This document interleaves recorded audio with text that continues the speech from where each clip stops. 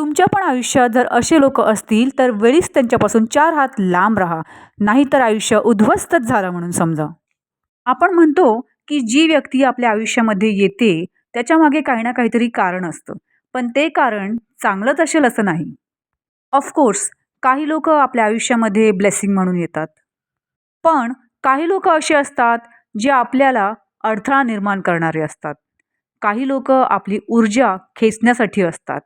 काही लोकं आपल्या पाठीमागे वाईट बोलणारी असतात आणि काही लोकं आपल्या यशावर जळणारी असतात. त्यामुळे आपल्या आयुष्यात येणाऱ्या लोकांपासून नेहमी सावध राहा.